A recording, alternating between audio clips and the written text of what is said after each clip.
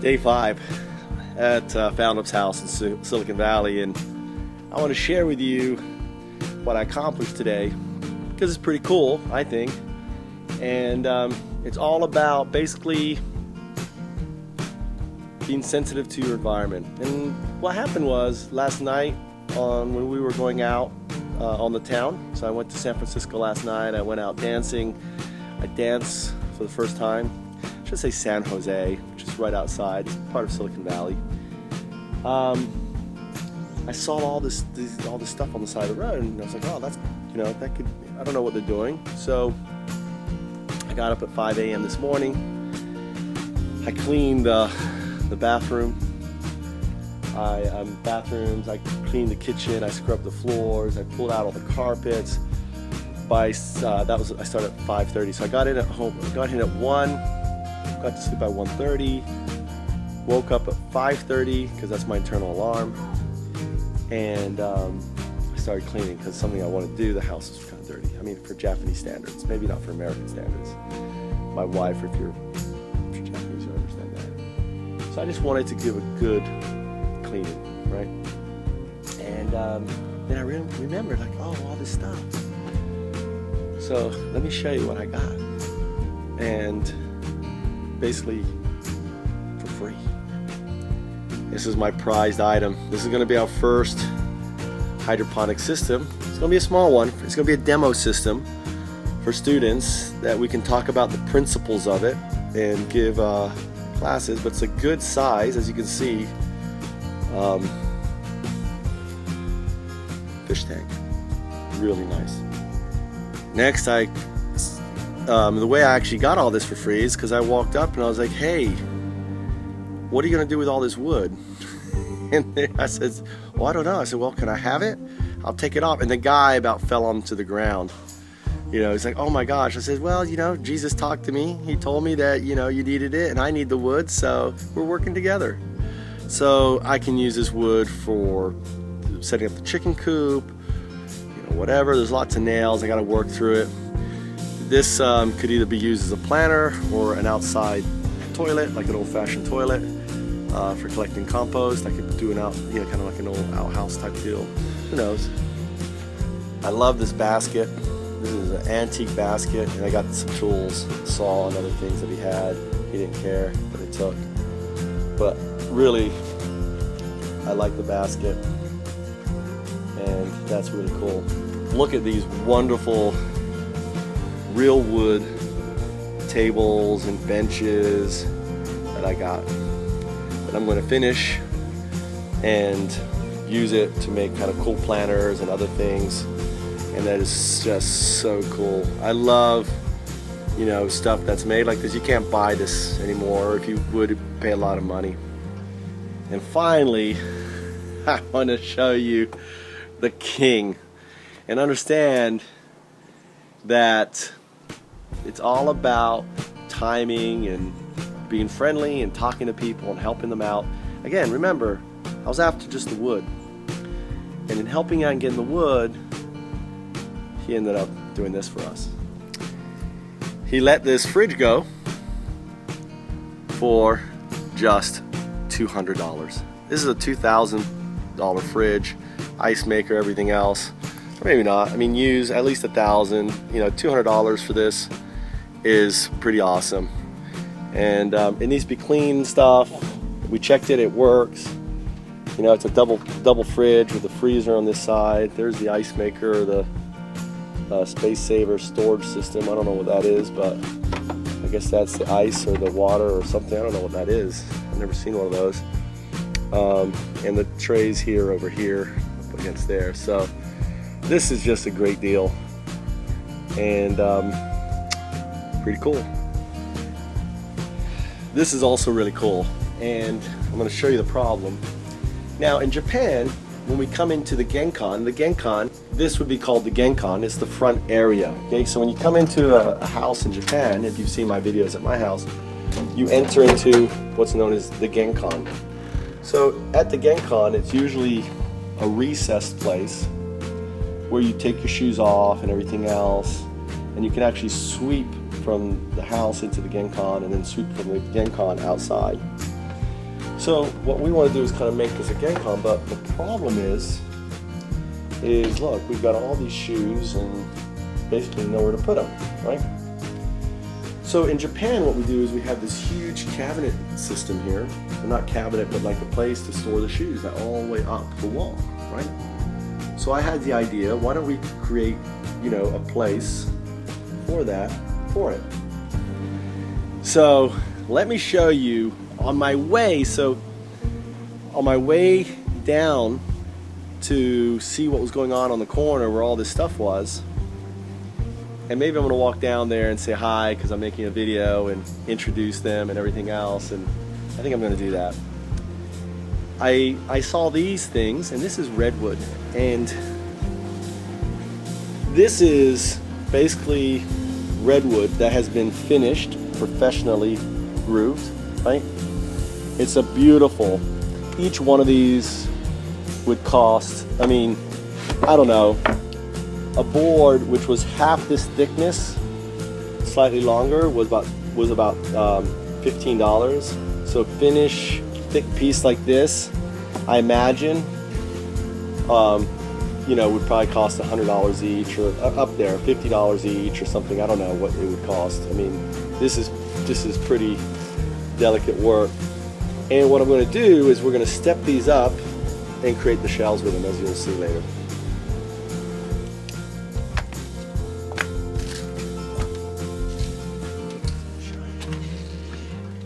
So this is where I saw that redwood stacked right there. This is Richard's house, and I went in there and talked to him, and his car's gone, so I think he's not here. And I'm gonna make him an omelet and bring it by here and say thank you. So I want to introduce you to an amazing family, and they're running into a little bit of a hard time. They have been forced to move out of this expensive home, and they're in between places, and you know, I wish I could do more, but hopefully in the future, and we can change this sort of predicament. But you know, this is Maria and her daughter, and I want to meet her husband, Alex, and he's an amazing guy. Before I introduce to Maria, this guy can take bamboo and turn it into an instrument. I mean, I never even thought of, you know, I grew up with bamboo all around. Now when I see a bamboo, I think of an instrument, and I'm going to show you that. And he can basically build engines from scrap and put them all together from all these different pieces. He's just one of these amazing, incredible guys, and he's got this gentleness about him. When I met him, that was just like we had known each other for a long time. You meet someone and you have that immediate bond. And the story goes like this, is basically, you know, I'm looking for wood for the garden, and I see all this wood on the side of the street, and then he's looking for someone to take the wood away. So, you know, God works in mysterious ways, and you know, and we've become friends, and I hope to hang out with him and know Maria and her family for as long as I'm here, and you know, help out any way that I can. This is Maria, and hi. She's an amazing woman, and I have many friends online, all over the world, and I basically have been in Japan for 10 years, now I'm here, and I'm trying to change our world, our system, by being more selfless and less selfish. The problem is we have these corporations, we have our governments, we have all these things that are very selfish, and it's all about me, instead of thinking what's going to happen in the future, what's going to happen to our kids, how about living, you know, how about medical, how about, and we live in a society that basically doesn't care, right? Yes. You want to share your experience or anything? What happened here? Well, we're just going through struggles, financial, and we just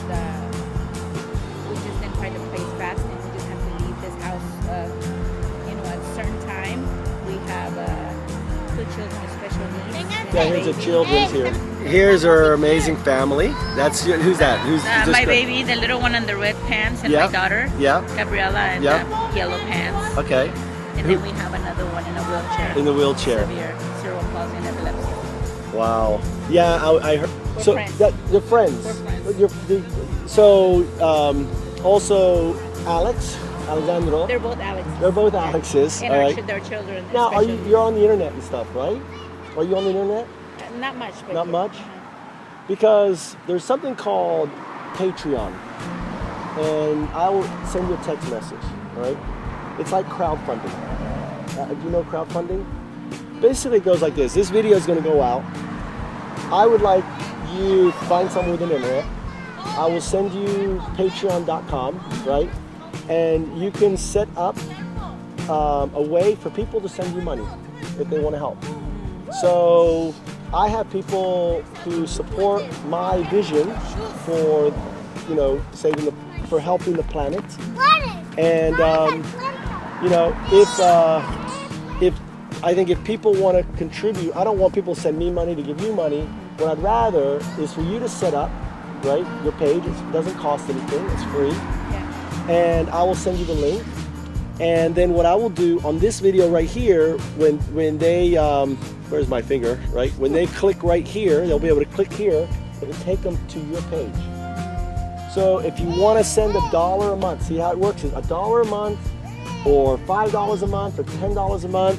You can make a contribution and help them. And I want to show you kind of all the stuff. How many truckloads have you gone through today?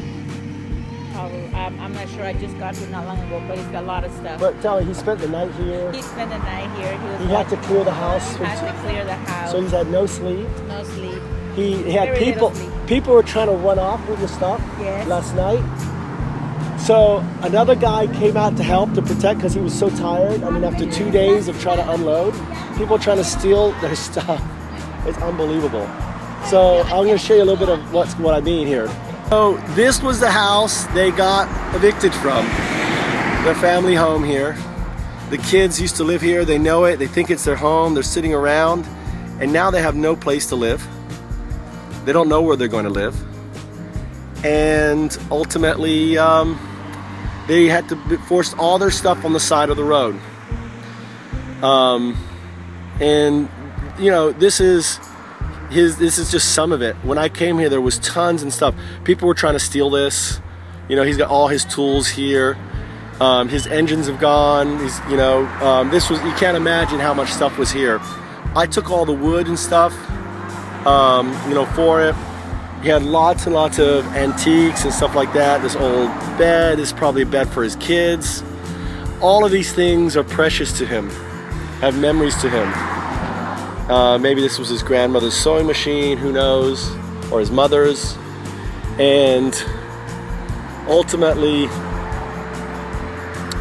they are, trying to, make it. We live in a society where basically our governments, our institutions don't give a damn. And it's up to us to change that society, to change that system. And my vision on how to change it is really simple with Foundups. Foundups are ideas for saving our planet. Ideas that are launched locally, funded globally, that's where you come in watching this video, owned collectively. I want you to imagine corporations like Google and Microsoft that are owned collectively, that reinvest 80% of their net profits. Imagine if corporations would reinvest 80% of net profits launching more Foundups. That could provide homes. That Foundup House could become, this is a mechanic, right? A Foundup House could actually provide mechanical services for free because the patrons are supporting it, and we've got people coming in to support it, right? Like our current one. So there's a revenue. Think of him as he could run a Foundups House, but is focused on learning to be a mechanic, and people come in to learn from a master mechanic, and he just, it's his passion, and he does his passion. And the house is, he can live there, and other people come in just as they do for entrepreneurs. And this is just a small problem not a small problem, it's a huge problem, and this is just one of millions here in America. And and there's really no solution except for not knowing what they're going to do next and struggling to deal with one crisis after another.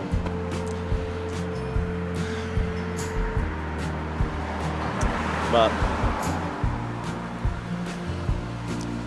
I hope that I told him, like the fish tank and stuff, I'll hold it for him. He can pick it up anytime if he needs it. Like the stuff, the tables, they're all his. And I want to invite him over and cook for him and everything else. And unfortunately, this Foundup House isn't mine, right? The hierarchy is there's a landlord, there's Drew who runs the house. It's a hacker house, and there's me with Foundups. So I'm the new kid on the block, and I have no say in the sense of the organization, management, or anything else. I'm just implementing my dream in regards to setting up a pilot house. But after having this experience, I realized that we could do so much more with Foundup houses. And I hope that we will. So I'm going to ask her to set up. Hopefully there's a link here. It means she's set up, right? And you can email me. I can give you their contact information if you want to do something directly with them, help them out. If you live in California, live in what is this? San Juan? No, is it San Juan? Santa Rosa? I don't really know. I'm so tired. I've been up since 5:30. I'm exhausted. All day cooking, all day cleaning, cooking, then moving this stuff and helping. I'm just beat. But I'm having a great time here in Silicon Valley watching Foundups.